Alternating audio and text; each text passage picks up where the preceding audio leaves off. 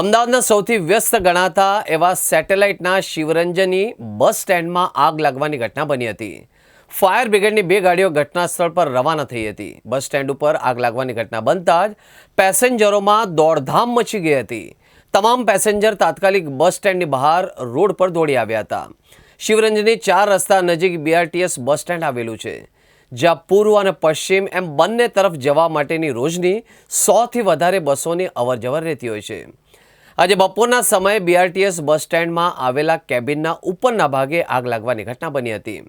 અચાનક જ કોઈ અગમ્ય કારણોસર આગ લાગી હતી, જેના કારણે પેસેન્જર અને સ્ટાફમાં દોડધામ મચી ગઈ હતી. આગ લાગી હોવાના પગલે તાત્કાલિક ધોરણે લોકો બસ સ્ટેશનની બહાર નીકળી ગયા હતા. આગ લાગે એ પહેલાં જ 2 બસો બસ સ્ટેન્ડ પાસે પેસેન્જરોને ઉતારવા માટે ઊભી હતી. જોકે ત્યારે જ બસ સ્ટેન્ડનો દરવાજો ખુલ્યો ન હતો, જેના કારણે 2 બસો બહાર નીકળી શકી ન હતી. પાછળ એક ઇલેક્ટ્રિક બસ આવતી હતી, જેને ડ્રાઈવરે સમય સૂચકતાથી ઊભી રાખી અને પાછળ કરી દીધી હતી.